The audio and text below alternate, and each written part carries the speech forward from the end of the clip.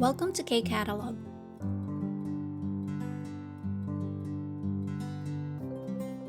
Level 3, Unit 14, Textbook, page 181. First part tayo ng grammar.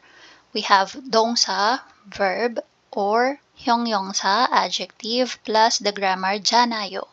So malamang, madalas nyong marinig tong ending na to, no? 잖아요, 예쁘잖아요, 배고프잖아요, 아니잖아요. Okay? So, sabi sa explanation natin, 듣는 사람도 알고 있다고 생각하는 일에 대해서 이야기하거나 어떤 사실을 확인할 때 사용한다. So, anong sabi doon? Use this grammar when you're talking about something that the listener thinks they already know or when confirming a fact. Okay, so dito tayo ulit, no?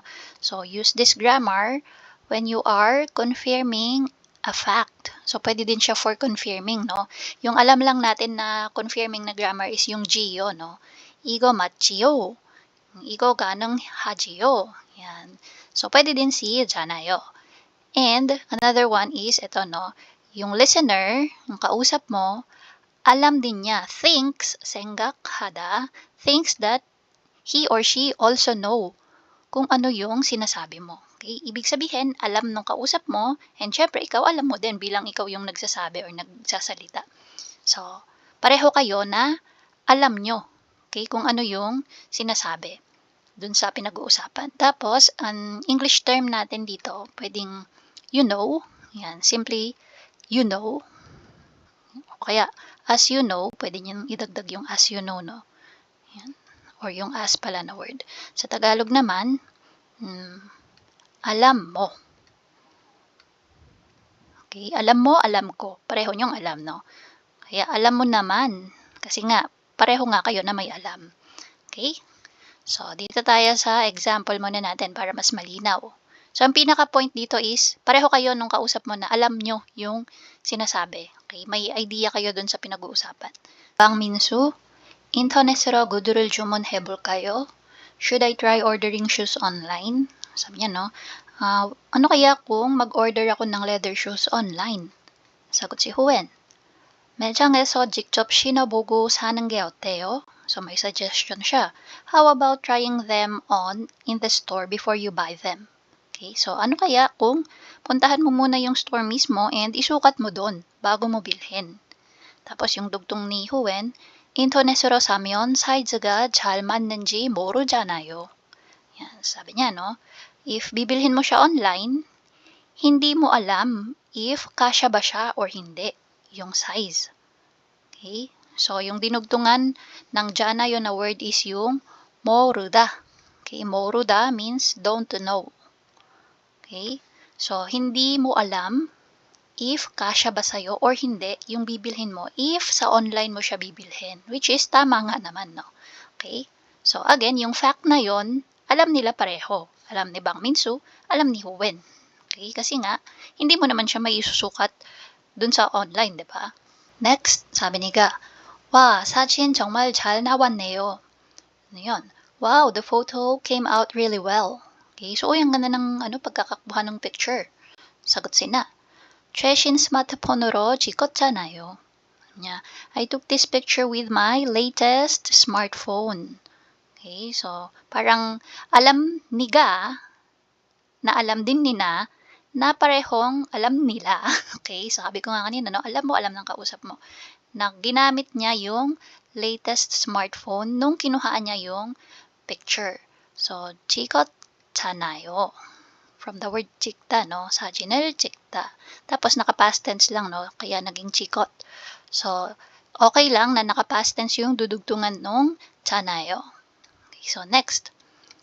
Sabi ulit ni Ka, 고향에 계신 부모님이 너무 보고 싶어요. Sobrang miss ko na yung mga magulang ko na nasa lugar namin. Okay? I really miss my parents back home. So, kung saan man yung gohyang niya. Sagot si Na, 영상 통화가 있잖아요. 영상 통화로 부모님께 자주 연락 드리세요. Yan, sabi niya, no? Meron namang video call. Okay, so again, 있다, meron, have, then 잖아요. Alam ni Ga, alam din ni Na nag-exist yung video calling. So, yun yung sinuggest niya, no? Meron namang video calling. So, Yan. Dalasan mo na lang yung pag-contact sa kanila using video call. Yan. So, again, pwede siya kay verb, pwede din kay adjective. Tapos, madali lang siya, no? You just simply drop yung da. Yan. So, for verb and adjective, pareho lang. So, drop mo si da and then simply add janayo. Paano kapag naka-past tense? Yon. So, jikot ta. Yan. So, ganun din. Drop mo lang yung da. Tapos, ito, jikot and then add janayo. So, another one. Mokta. Tas naka-past tense na, no? Mogotta. So, drop mo si da and then add janayo. Mogotjanayo. Pwede po ba kapag halimbawa naka-future tense? Example, 있을 거예요. 있을 거잖아요. Pwede po, no? So, 있을 거 or 있을 거다. So, same. Drop mo si da and then simply add 잖아요. 있을 거잖아요. So, halimbawa, 먹을 거다. Future tense. So, again, drop mo si da and then add 잖아요. 먹을 거잖아요. Okay? So, pwede po, no? Kahit naka-past tense or future tense yung dudugtungan. Let's do yung activity number 1 for grammar 잖아요. So, we have anais and 항상 열심히 공부하다. So, basahin muna natin to. Sabi nung person number 1, 이번 시험도 아나이 씨가 1등을 했네요. Sabi niya, oy, sa exam na to, first or top 1 na naman si Anais. Sagot yung kausap niya, 아나이 씨는 항상 열심히 공부하잖아요. So, ano sabi? Alam naman natin na si Anais ay palaging nag-aaral maigi. Okay? So, alam nila pareho na itong taong ito ay masipag talaga na mag-aral. Kaya, parang normal lang na pag nag-top 1 siya, ano na yun, no? Parang matik na alam na. So, again, alam pareho nung nag-uusap. So, dito, Anais, naging Anais 씨는. So, dinagdagan lang siya nung 는 na topic particle. Okay, so ito yung un or 는 na topic particle natin. And then, dito dinugtong si 잖아요. 공부하잖아요. So, try natin yung number 1. So, sabi nung kausap, si Angela, kimbab을 자주 먹네요. So, oy, madalas kang kumain ng kimbab, ha? Sasagot si Jason, paano yung sasagot niya? So, kimbab은. So, may 받침, kimbab, kaya 은.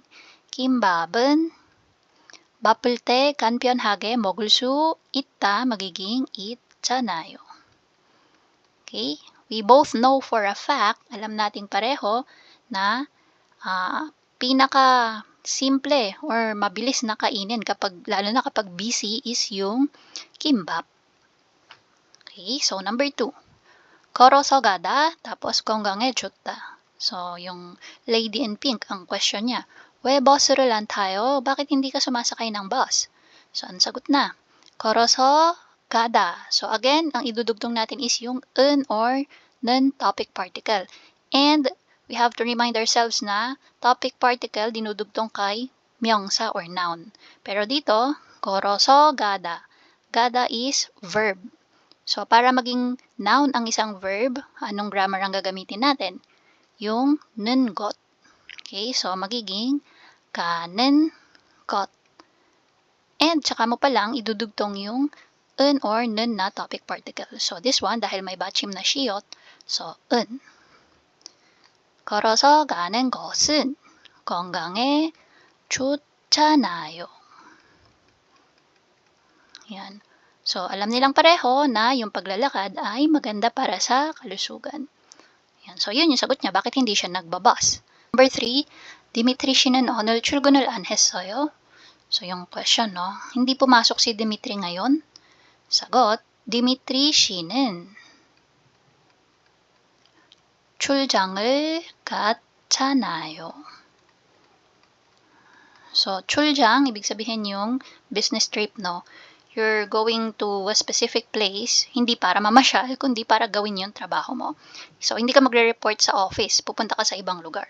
So, siguro, yung pwede natin isipin na yung nagtanong dito, nakalimutan niya no, na on a business trip pala si Dimitri. Tapos parang ni-remind lang siya nung sumagot by saying, Dimitri 씨는 출장을 갔잖아요. Eh, we know na nagpunta siya sa business trip, di ba?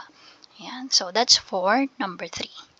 And then, activity number 2. 서로 함께 알고 있는 사실이나 의견에 대해 친구들과 이야기해보세요. So, pag-usapan daw kung ano yung opinion or fact na parehong alam. Okay? Pareho niyong alam. Ikaw at nung kausap mo. Okay? So, example na mga topic, YouTube를 많이 보는 이유. So, ano yung reason bakit maraming nanonood ng YouTube? Okay? Next, K-pop이 세계적으로 인기 있는 이유. Ano yung reason kung bakit popular worldwide ang K-pop? Next, 인터넷으로 쇼핑을 하는 이유. Ano yung reason kung bakit nag-online shopping ang mga tao? Dito merong example na sagot, no? YouTube로 뭐든지 쉽게 배울 수 있잖아요. So, ginamitan niya ng 잖아요 yung 있다.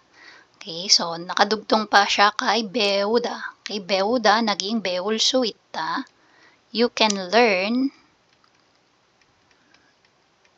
Yan, so 쉽게, easily. So you can easily learn anything, 뭐든지. Through YouTube. Okay? So yung 배울 수 있다 naging 배울 수 있잖아요. So we know for a fact that we can learn anything easily through YouTube.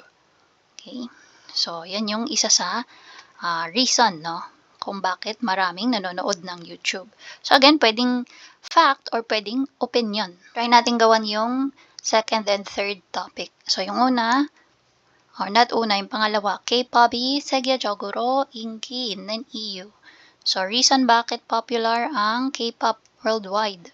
Kasi, madaming magaganda at kwapong mga K-pop idol. And bukod doon, magagaling silang kumanta at sumayaw. So, paano yun? Idol들이. So, pwede nating K-pop na lang dito, no? K-pop idol. idol들이 잘생겼거나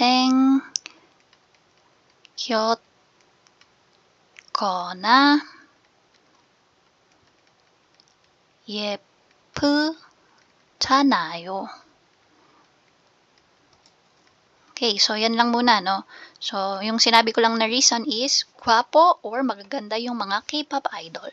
Okay, K-pop idol들이 잘생겼거나, so either gwapo or magaganda sila. Or another one, K-pop idol들이 춤도 잘 추고 노래도 잘 부르잖아요. So, dinugtong ko yung 잖아요 kay buruda.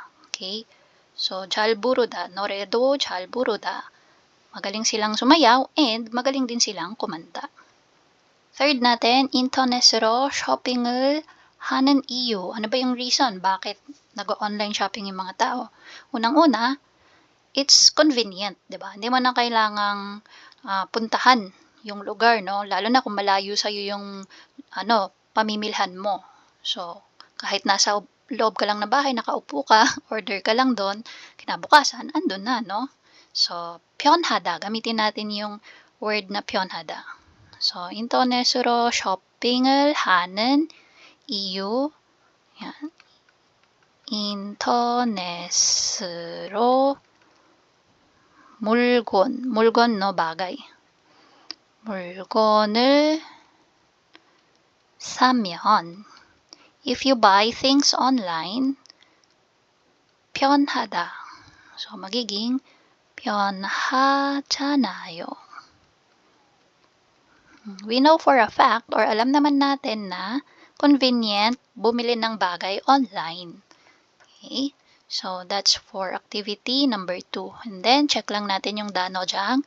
So, 최신, again, yung latest or recent na labas ng pwedeng gadget. Ayan, o kaya, ano yung latest song. 간편하다. Ibig sabihin, easy or simple. 세계적, global, yan, or worldwide. And then, 출장을 가다, go on a business trip. Okay, so that's for level 3, unit 14 ng Grammar Janayo. And that's it. If you find this video helpful, please hit the like, share, and subscribe button. So I still hope to see you in the upcoming videos, and again, thanks for watching.